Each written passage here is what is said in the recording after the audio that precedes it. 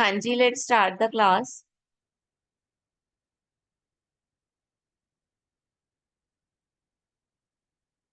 हम चैप्टर 10 पे हैं, that is working capital management of the multinational firms. ये हो गया था, चैप्टर 10 हो गया था।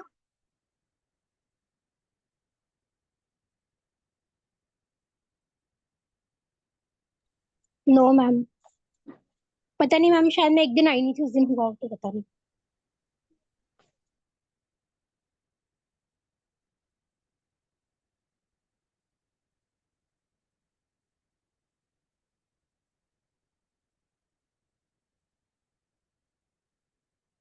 Okay, we go with the chapter 10, that is working capital. Working capital क्या होता है? जब फर्म की डेली रिक्वायरमेंट्स होती हैं, डे टू डे एक्टिविटीज होती हैं जो फर्म की, उसको बीट करने के लिए जो फाइनेंस चाहिए होता है उसको हम बोलते हैं working capital.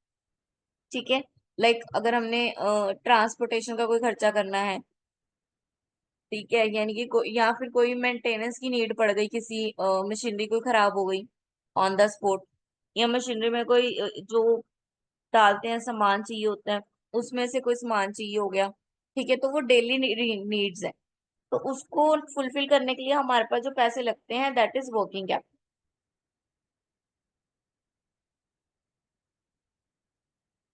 Then gross working capital क्या है? जब हम ओवरऑल फुल इन्वेस्टमेंट को डिफाइन करते हैं, करंट एसेट को डिफाइन करते हैं कि हमारे पास टोटल कितनी करंट एसेट है, तो उसको हम बोलेंगे gross working capital. Net working capital क्या है? जो भी उसके ऊपर जो भी करंट एसेट और लाइबिलिटी के दोनों का डिफरेंस होएगा that is net working capital.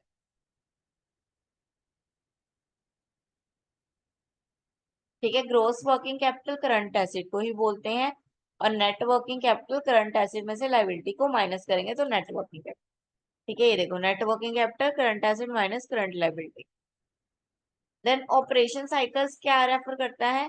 कि जो जो प्रोसीजर्स हैं raw material to final good तक पहुंचने का, वो जो पूरा प्रोसीजर है उसको हम क्या बोलेंगे? Operational cycle. ठीक है, working capital and operational cycle का क्या रिलेशन है? Cash cycle is equal to operation cycle minus credit period available.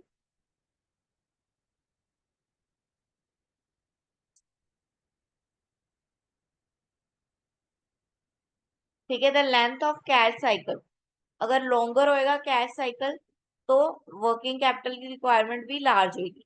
अगर शॉर्ट होएगा और क्या कहते हैं ऑपरेशन साइकिल, कैश साइकिल, तो वर्किंग कैपिटल की नीड भी कम होगी। ये फॉर्मूलाज है कुछ ऑपरेटिंग साइकिल को कैलकुलेट करने के लिए। रॉ मटेरियल जो है उसको 360 डे के साथ मल्टीप्लाई कर दो, अगर डे के अकॉर्डिंग निकाल रहे हो, और अगर मंथ के साथ निकाल रहे हो तो 12 के साथ मल्टीप्लाई करो। ठीक है, जो भी निकाल रहे हो। अब ईपी यानी कि वर्क इन प्रोग्रेस निकाल रहे हैं तो एवरेज वर्क इन प्रोग्रेस को मल्टीप्लाई कर दो। एफ यानी कि फाइनल गुड निकाल रहे हो तो फाइनल गुड को मल्टीप्लाई कर दो। डी यानी कि डेटर्स निकाल रहे हो, डीपी यानी कि क्रेडिटर्स निकाल रहे हो, पी यानी कि पेबल, डेट डेट पेबल, तो क्रेडिटर्स हो गए। ओसी में इन सबको multiply. Operation cycle, operation cycle कैसे निकलेगा? सबका multiply. Then NOC net operating cycle कैसे निकलेगा? सबको टोटल करके क्रेडिटर उसमें से माइनस कर दो। क्रेडिटर इसमें नहीं लेने और इसमें क्रेडिटर माइनस कर देने, तो नेट ऑपरेटिंग साइकिल आ जाए। Then multinational working capital requirements management कैसे होगी? मल्टीनेशनल यानी कि वो कंपनीज जो सिर्फ अपनी ही कंट्री में काम नहीं करती, बाकी दूसरी कंट्रियों में भी उनका वर्क फैला हुआ है, काम फैला हुआ है, दैट इज मल्टीनेशनल कंपनीज। ठीक है, लाइक गूगल वर्ल्ड वाइड है वो। ठीक है, वो मल्टीनेशनल से भी ऊपर है।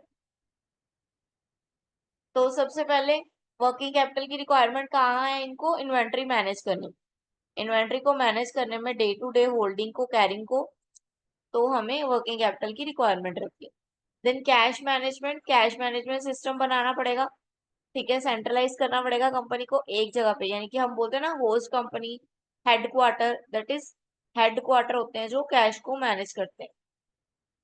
Then currency risk management, currency का इशू, अब एक्सचेंज रेट्स हैं वो चेंज हो जाते हैं, रुपीज में वैल्यू कुछ और होती है, डॉलर में वैल्यू कुछ और होती है, तो वो जो करेंसी का रिस्क है उसको मैनेज करना। देन करंट लाइबिलिटीज मैनेजमेंट, जो भी लाइबिलिटी है, जो भी एसेट लाइबिलिटी है, जो भी लोन लिया हुआ है, उस सबको मैनेज करना।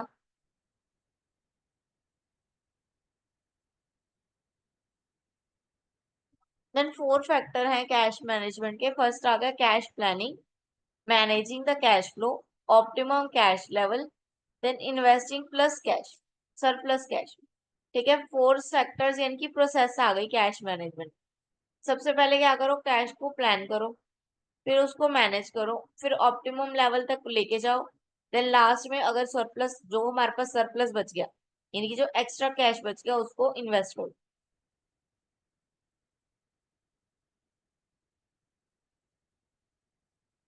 Motive of holding cash, cash को हम रखते क्यों, यानी कि वर्किंग कैपिटल रखते क्यों।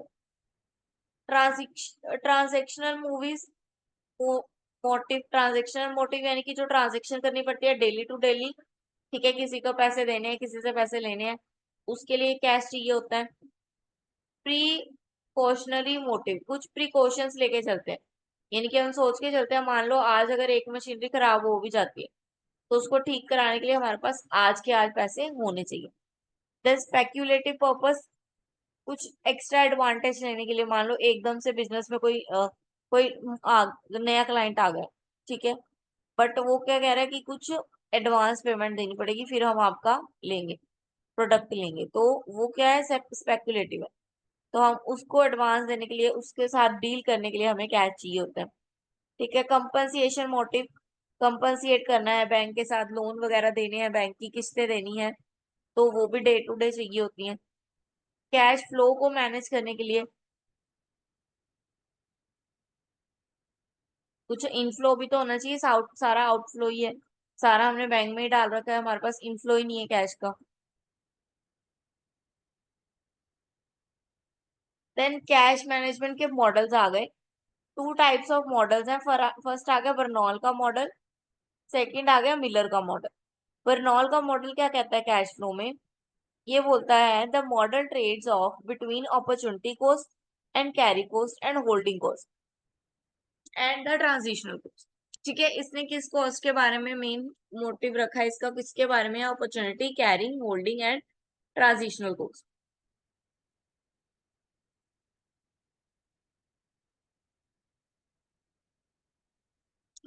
और ये क्या कह रहे हैं कि फर्म क्या चाहती है, फर्म चाहती है कि इन सब चीजों पे जो कॉस्ट लगे, वो क्या लगे, कम से कम लगे।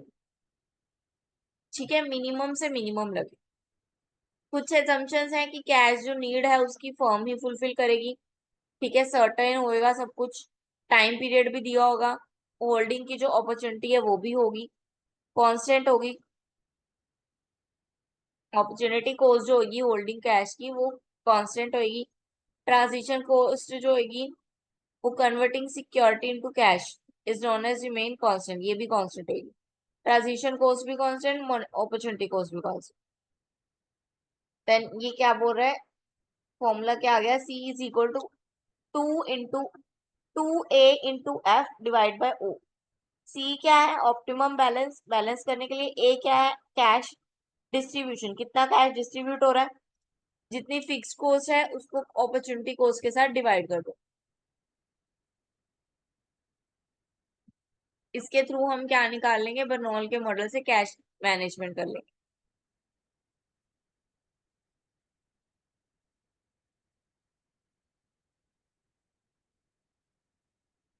इन्होंने एग्जाम्पल दिया है, ये आपने पढ़ना है।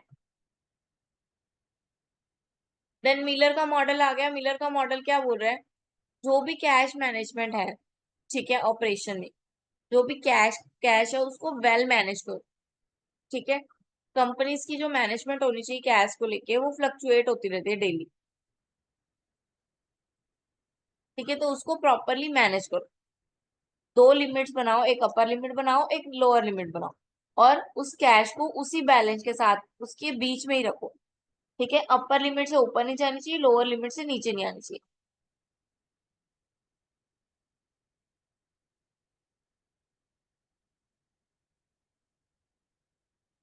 Then cash management a global prospective, cash management क्या है? ग्लोबल प्रोस्पेक्टिव है, कैश को मैनेज करना सबके लिए ही जरूरत है, चाहे वो नेशनल है, चाहे वो इंटरनेशनल है, चाहे वो ग्लोबल है। ठीक है, सबके लिए ही जरूरत है कि अपना जो भी कैश है उसको वो मैनेज करें प्रॉपरली तरीके के साथ, डे टू डे एक्टिविटी को मीट कर पाए। देन इसकी एडवांटेज आ गई, निटिंग यानी कि मल्टीपल फर्म्स जो हैं मल्टीपल कंट्रीज में वर्क कर रही हैं, तो वो एक दूसरे की मीट फुलफिल कर पाए, एक दूसरे की रिक्वायरमेंट्स को समझ पाए। करेंसी डिवर्सिफिकेशन हो जाती है, करेंसी की वैल्यू बदल जाती है, तो हमें अपनी कैश को रखना पड़ेगा, संभाल के मैनेज करना पड़ेगा। पूलिंग, एक जगह पे कैश ना डालो, अलग अलग जगह पे डालो। कैश कैश मैनेजमेंट में हमें ये पता चलता है कहाँ कहाँ डाल सकते हैं।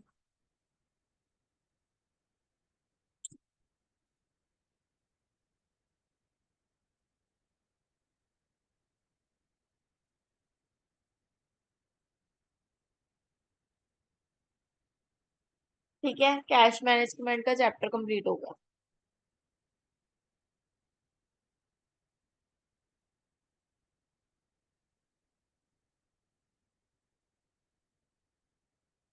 नेक्स्ट आ गया option contract.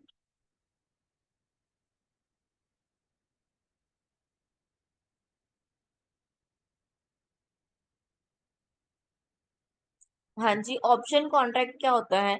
Option gives you the ability to do so many things, they able you to configure about your investment aim in any way you like। Option contract contract concept क्या हो गया कि option आ जाना कि ये भी काम कर लो, या ये काम कर लो, या ये काम कर लो, या ये काम कर लो। ठीक है, अगर एक पर्सन को चार चीजें आती हैं तो उसके पास चार ऑप्शन आ गए कि वो क्या काम, कौन सा काम कैसे कर सकता है, या कौन सा काम उसको पहले करना है, उसके पास ऑप्शंस है। ठीक है, बहुत सारे काम है, उसके पास एबिलिटी है उस काम को करने की, तो वो,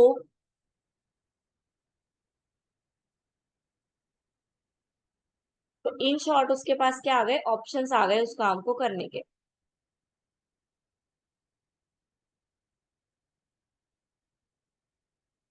टर्मिनोलॉजी क्या है, यानी कि टाइप क्या है?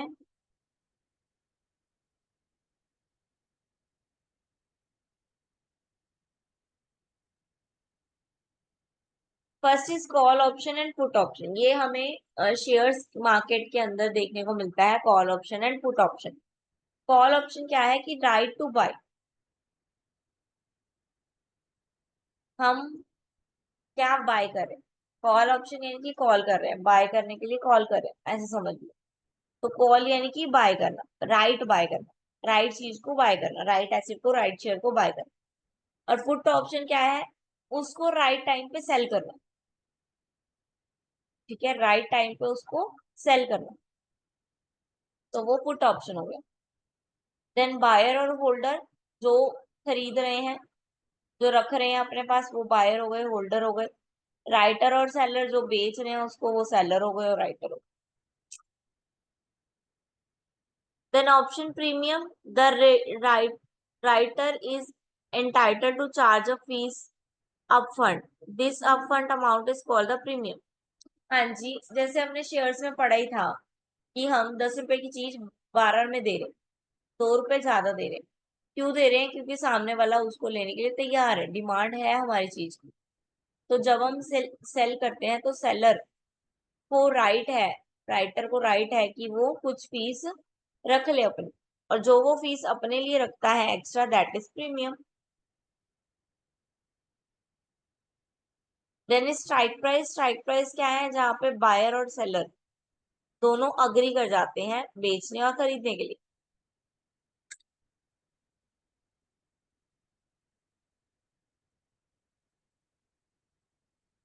Strike date, strike date and maturity date, यानी कि लिमिटेड टाइम पीरियड, जितने टाइम पीरियड के लिए उसको होल्ड करने के लिए रखा बोला गया है। देन कॉल ऑप्शन क्या है? Is a right but no obligation buy any asset predetermined price with the specific time. ठीक है, एक स्पेसिफिक टाइम में उसका कोई प्राइस नहीं डिसाइड किया जाएगा।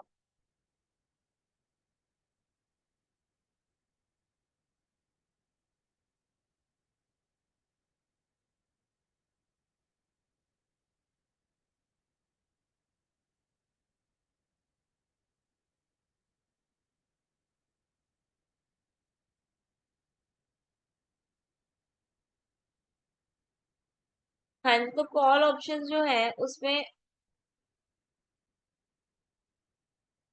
कॉल ऑप्शन क्या है, when the spot price is more than the excess. Spot price हम बोल सकते हैं ऑन द स्पॉट जो प्राइस होता है, यानी कि एट द टाइम जो पॉइंट है पर प्राइस है, that is spot price. Then आ गया ऑप्शन प्राइसिंग। ऑप्शन प्राइसिंग क्या हुई, हम सर्च कर रहे हैं डिफरेंट डिफरेंट एरिया में, वेरियस कॉन्ट्रैक्ट देख रहे हैं, ठीक है, देन राइट वन को चूज करें।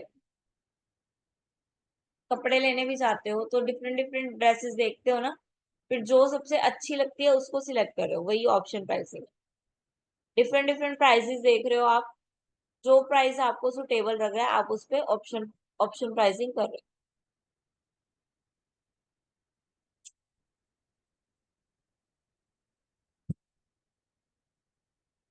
इंट्रिंसिक वैल्यू क्या है, the value attach to the option if it is exercised now is called as intrinsic value. The difference between spot price and the excess price will determine the value.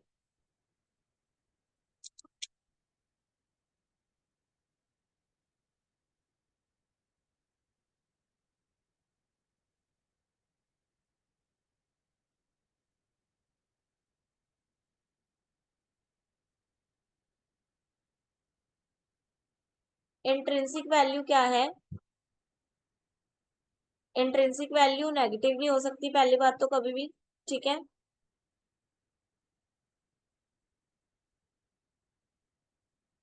Intrinsic value overall क्या होती है, zero के equal होती है, ठीक है। Intrinsic value क्या है, जीरो के इक्वल होती है। टाइम वैल्यू क्या है, टाइम के अकॉर्डिंग एक्चुअल टाइम में, ठीक है, जिस टाइम पे जितनी वैल्यू होगी that is time value. Then controlling risk with options, हम रिस्क को मिनिमाइज कैसे कर सकते हैं ऑप्शन की हेल्प से।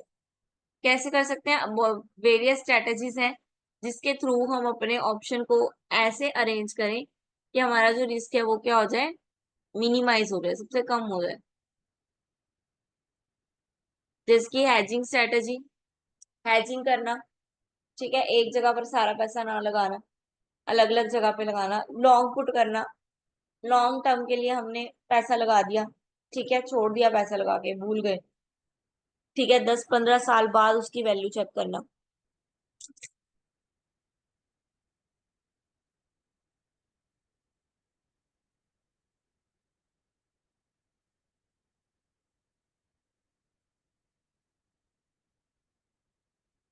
Then type of spread, vertical spread होता है, वर्टिकल स्प्रेड आपको पता है सेम लेवल पे, horizontal upper to lower, diagnosis कहीं से भी क्रॉस होके जा सकता। Bull and bear spread, bull and bear पढ़ा होगा आपने शेयर मार्केट में, बुल एंड बियर, ठीक है। बुल एंड बियर स्प्रेड होता है एकदम से ऊपर चढ़ जाना, एकदम से नीचे आ जाना। Credit and debit debit spread होता है।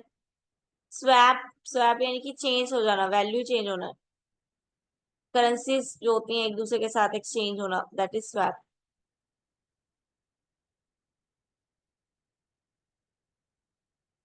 देन फॉरेन एक्सचेंज में रिस्क कौन कौन से होते हैं, फॉरेन एक्सचेंज में डिफरेंट डिफरेंट रिस्क हमें बियर करने पड़ते हैं, ठीक है। हमें दूसरी कंट्री की करेंसी की वैल्यू से मैच करने के लिए बहुत सारे रिस्क उठाने पड़ते हैं, टेक्निकल हो गया, ऑपरेशनल हो गया, एक्सटर्नल रिस्क हो गया।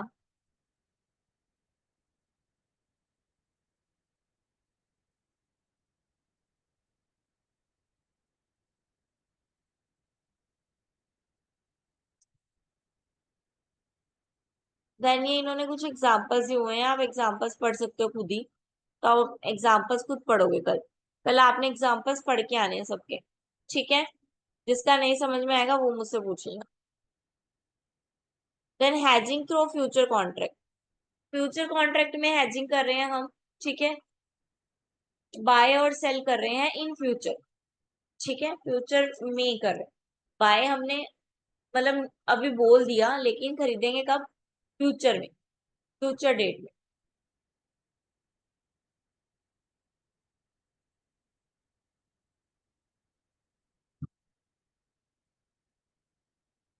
हैजिंग थ्रू ऑप्शन, ऑप्शन के थ्रू यानी कि कॉल और पुट के थ्रू आप बाय एंड सेल कर रहे हो।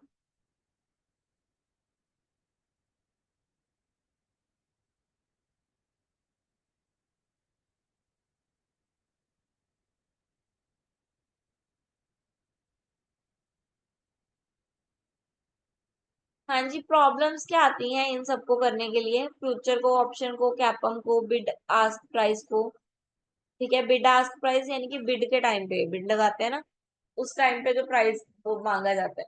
बिड यानी कि ऑप्शन है, उस टाइम पे जो प्राइस मांगा जाता है वो, ठीक है। तो इन सब में हमें प्रॉब्लम क्या फेस करनी पड़ती है?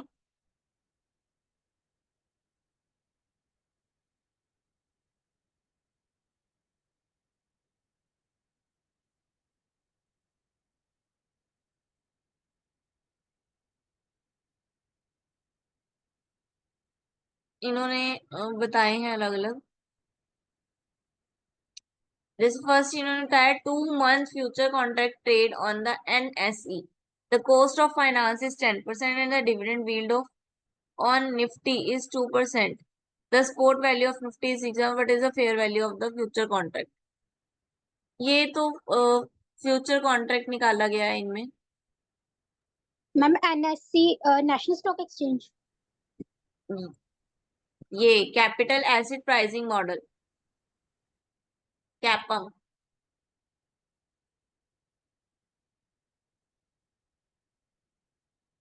नहीं मैम, मैं पूछ रही NSE की फुल फॉर्म क्या है? National stock exchange. किसकी? हाँ NSE। जी, हाँ जी, नेशनल स्टॉक एक्सचेंज। ठीक।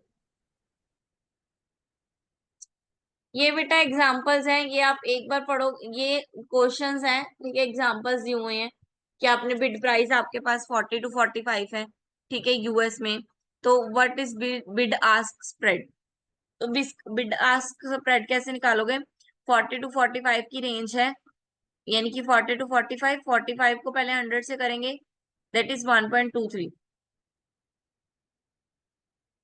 तो हमारा स्प्रेड का क्या होएगा? 1.2 से स्प्रेड कर रहा है। 40 से 40.5 कैसे पहुंचा? वो कितने का स्प्रेड है दोनों में? 1.25 तक का स्प्रेड होएगा।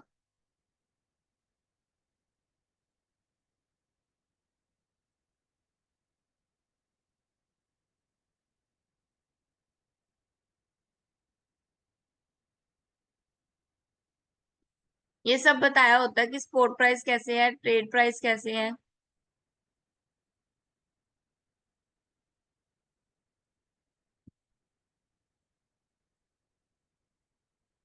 ठीक है, आपको मेनली क्लियर करना है कि ये होता क्या है। देखिए, अमेरिकन ऑप्शन, यूरोप ऑप्शन होता क्या है, दोनों का डिफरेंस ये इसमें भी नहीं दिया हुआ, ये नेट से निकालना पड़ेगा।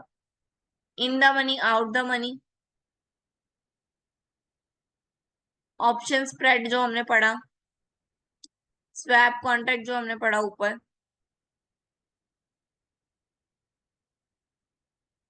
हाँ जी, क्लियर है। चैप्टर 10 और चैप्टर 11 क्लियर है। Yes ma'am.